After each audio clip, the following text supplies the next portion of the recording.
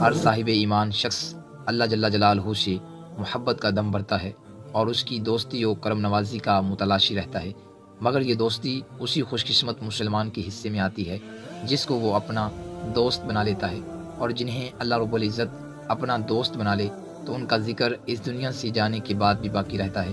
ایسے لوگوں کو اولیاء اللہ کہتے ہیں۔ اولیاء کرام کے شب و روز اللہ تعالیٰ کی اطاعت و فرمانبرداری والے کاموں میں بسر ہوتے ہیں، اور ان نفوس قدسیہ کا دامن گناہوں کی آلودگیوں سے صاف و شفاف رہتا ہے۔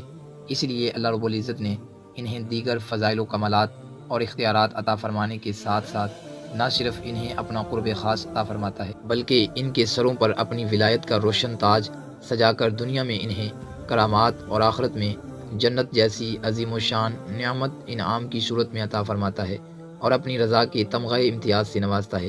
انہی خوش نصیب اولیاء کرام کی فہرست میں دوسری صدی کی عظیم شخصیت حضرت سیدنا عبداللہ شاہ غازی رحمۃ اللہ تعالیٰ ہیں، جن کے فیضان سے آج بھی بالخصوص کراچی اور بالعموم پاکستان بھر کے عاشقان رسول فیضیاب ہو رہے ہیں۔ حضرت سید عبداللہ شاہ غازی رحمۃ اللہ تعالیٰ 98 ہجری میں اس دنیا میں جلوہ گر ہوئے۔ آپ رحمۃ اللہ تعالیٰ نے مدینہ منورہ میں آنکھ کھولی۔ آپ رحمۃ اللہ تعالیٰ کا تعلق اہل بیت اطہار کے گھرانے سے ہے۔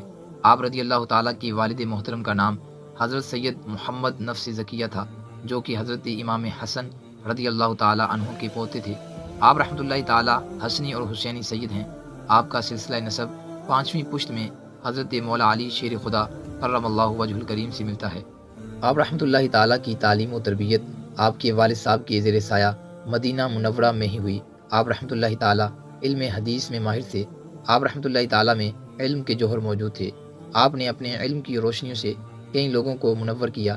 آپ سندھ میں 12 برس تک اسلام کی تبلیغ میں مشغول رہے اور مقامی آبادی کے سینکڑوں لوگوں کو اسلام سے مشرف کیا۔ آپ رحمۃ اللہ تعالیٰ نہایت عابد و زاہد، متقی، بلند ہمت، دین کا درد رکھنے والے اور لوگوں پر انتہائی شفیق اور مہربان تھے۔ آپ رحمۃ اللہ تعالیٰ کا شمار تابعین یا تبع تابعین میں ہوتا ہے۔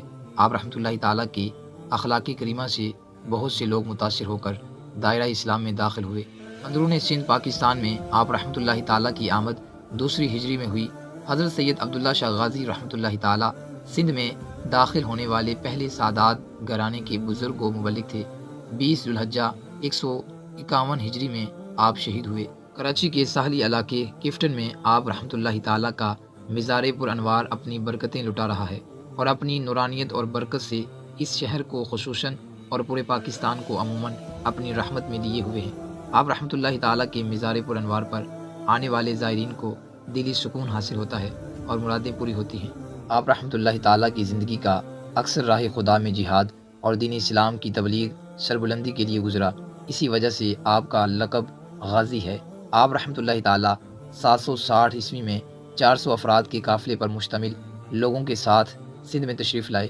اگر یہ کہا جائے تو بے جانا ہوگا کہ خطہ سندھ کو یہ شرف حاصل ہے کہ حضرت سید عبداللہ شاہ غازی رحمۃ اللہ تعالیٰ اہل بیت کے وہ پہلے فرد ہیں جنہوں نے سندھ کی دھرتی کو اپنے قدموں کی برکت سے نوازا اور یہاں لوگوں کو کفر و شرک کی ناپاکیوں سے نکال کر اسلام کی روشن تعلیمات سے آگاہ کیا اور رب ذوالجلال کی وحدانیت اور اس کے پیارے محبوب صلی اللہ تعالیٰ علیہ وآلہ وسلم کی سنتوں کا عاشق بنایا۔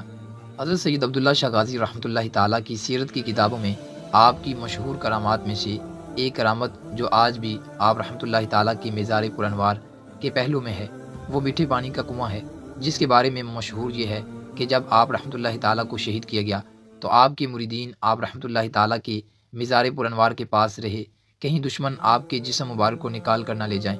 آپ رحمۃ اللہ تعالیٰ کا مزار اونچائی پر تھا، اس لیے مریدوں کو پانی لینے جانے میں پریشانی تھی، تو مریدین نے آپ کے وسیلے سے عاجزی اور انکساری کے ساتھ رب ذوالجلال کی بارگاہ میں دعا کی، تو ایک مرید کے خواب میں آپ رحمۃ اللہ تعالیٰ تشریف لائے اور دعا کی قبولیت کی خوشخبری دی کہ اللہ رب العزت نے تمہاری دعا قبول فرما لی، اور آپ کے مزار پر انوار کے پاؤں کی جانب سے ایک میٹھے پانی کا کنواں جاری ہو گیا۔ آج بھی اس کنویں کے پانی سے ہزاروں لوگ سیراب ہوتے ہیں اور کئی بیماریوں کو شفا نصیب ہوتی ہے، کئی غمزدوں کو راحت نصیب ہوتی ہے۔